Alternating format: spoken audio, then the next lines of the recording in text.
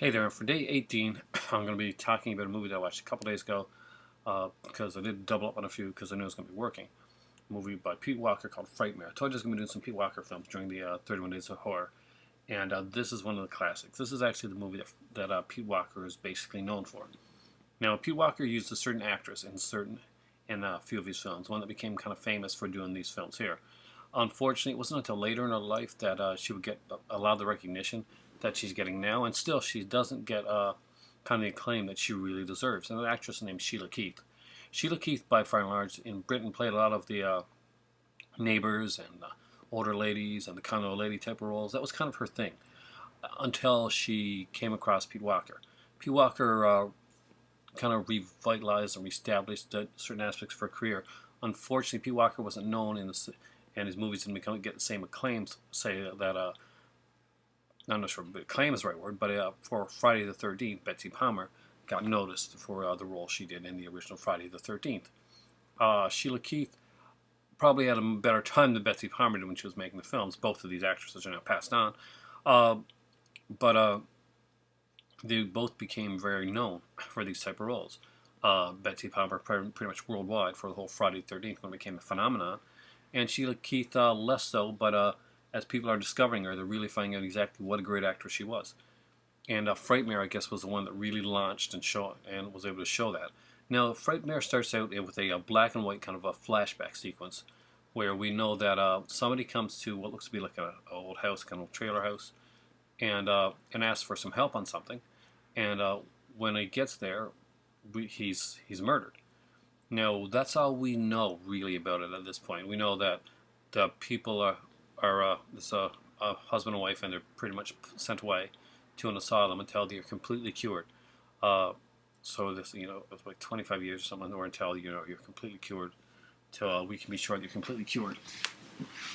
Now, with that, we follow up years later, and we see these two young women. One is supposed to be a 15-year-old, but she looks like she's older. She looks a bit like 19 or 20, but she's playing like this 15-year-old, kind of like she's a delinquent. She's obviously not a. She's got a mean streak to her, and from early on we see her trying to buy drinks at a bar that she's obviously not old enough to buy. So the bartender sends her away. Now she tells her friends that the bartender said nasty things to her, and they kind of like later on they follow him outside and they beat him up. Everybody takes off except for her, and we can see right away that she has kind of some mischief in her eyes with exactly what's going to happen afterwards. So we follow the story of this girl and her older sister who's dating the psychiatrist. We soon find out that the two people that were sent away were the parents of these two girls. Now, one of them thinks that her parents is dead, and or abandoned them. I can't remember which it is right now, but the other one goes up every day and kind of like brings up fresh meat from the butcher. And right away, we're not quite sure exactly why that is, but we do find out later on. And I'm trying not to do kind of step around this, to do a decent review, but not give things completely away. Sheila Keith does an amazing job in this movie of a woman that kind of like teeters between like she obviously she was in an asylum. Her sanity is not intact, and you can tell, but she's trying very, very hard as an insane person that is doing everything she can to make herself look sane. But at that point, at the same time, in doing so, does actually make herself look creepier and more insane while trying to do so. If you don't quite understand that, then go check out the movie. It is a great little pop ball of a film. This is more of the thriller type. The guy that did it, Pete Walker, the subject matter that it deals with, I'm trying not to say, but it's going to be pretty obvious. There's a scene in this, by the way, that is very reminiscent of the film Carnival of Souls, and when you see that, it's kind of a nightmare sequence. You'll know exactly what I'm talking about. Sheila Keith looks particularly like terrifying in that actual sequence. To me, it did anyway. I found it like a kind of creepy scene. You may not. I think that this is one particularly like guys like D&DVD would really like a lot. Actually, it's one of those that stood out. Pete Walker was a British director that kind of shunned gothic horror that was really popular at the time, and he thought, it was losing its popularity. People should try something different, and he did. He tried to do something kind of different. He started with doing nudie cutie type of stuff, kind of like the sex exploitation, the action stuff and he found that he worked better within the horror genre, and he did. This was something that he excelled in. He would do some pretty fantastic films. House of Whipcord, The Comeback. Maybe some of these I'll review on here actually, because I do have pretty much a collection of his right now from Redemption. Kino Lorber put them out, and as you know, if you watch my videos, you know that I picked them up. But this one here, Frightmare, deals with. Well, let's go out and we'll say it deals kind of with murder, with insanity, with cannibalism. It deals with a family dynamic, a really strange family dynamic, sibling rivalry, psychiatry, and maybe, just maybe, a little bit of psychic ability. We're not quite sure. But the film is done brilliantly. It doesn't run too long. It just, I think, runs about, I'm not sure, it was 85 minutes or 90 minutes, something like that.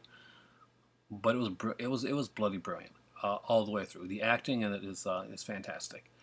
Sheila Keith shines in her role. She really does. The husband, I can't remember the actor's name, but he does a great job. Everybody in this one does a great job. But the older actor and actress, they are particularly good. Sheila Keith and the man that plays her husband, I apologize for not being able to remember his name. I don't want to go looking it up right now. But definitely check it out. It was put out by Redemption. It's on some Blu-ray. It's got a great quality little Blu-ray. It's got a documentary, a little short interview with Pete Walker, and a small documentary on actress Sheila Keith, who they give a lot of props to. She's worked with a lot of different people. If you've seen the movie House Along Shadows, I know that may be one Pete Walker film that more of you guys have seen because Vincent Price and Christopher Lee, Peter Cushing, all those guys are in it. Then you also know that Sheila Keith is in that movie as well. She's the one that lady that kind of held her own with all those major horror stars. Some people, like myself, consider Sheila Keith to be one of those top horror stars who just did so amazing and stuff and everything she did. And whatever she was one of those actresses that whatever she was put in, she gave 110%. One of the last things she did was, I think, Dr. Terrible's House of Horrible.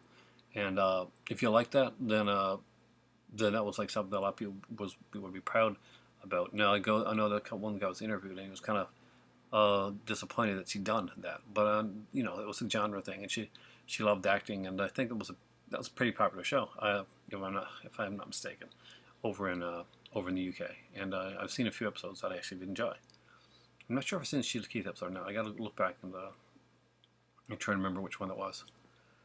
But Frightmare is a fantastic little film.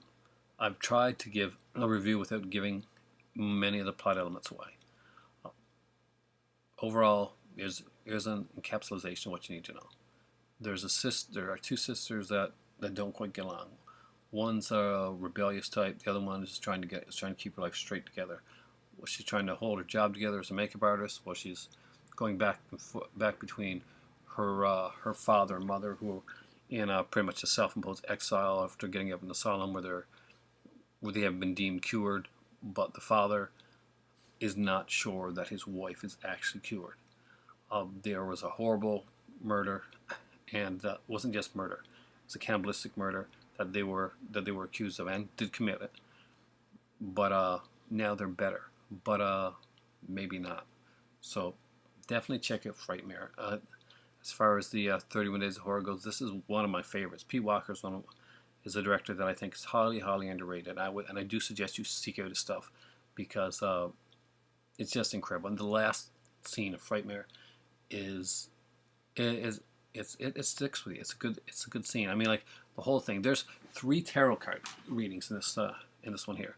Well, the actress Sheila Keith she reads tarot, and there's 3 tarot card scenes, and they're actually very integral, set piece scenes in the movie. And once you watch the movie, you'll see why these scenes are so important and what they display and in the progression of the film.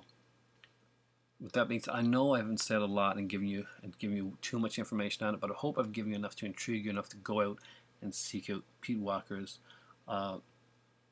cannibalistic murder film, Frightmare. Now, understand this is not one of those gore fests or anything like that. It's not. It's not done that way. Pete Walker was not a fan of cannibal films, so what he did was he wanted to make his own sort of take on it. It is very much done in the more thriller aspect of it. It's not a long-running film, but it has solid performances, a really decent script, and one heck of an ending. Check it out. Sheila Keith, you really should check her out too. She's a great actress. Thanks for watching. For me right now, it's really is time for tea, right, Smokey? No. You can't see her, but she was originally sitting up here right before I did the video, and she like shied away from the camera. See, I love my better half was going to take a little nap because she's not feeling the best. My cat Smokey. For me right now, it's time for tea, and I'm gonna do another review right after this. So for now, I am out of here. Don't forget the contest, by the way.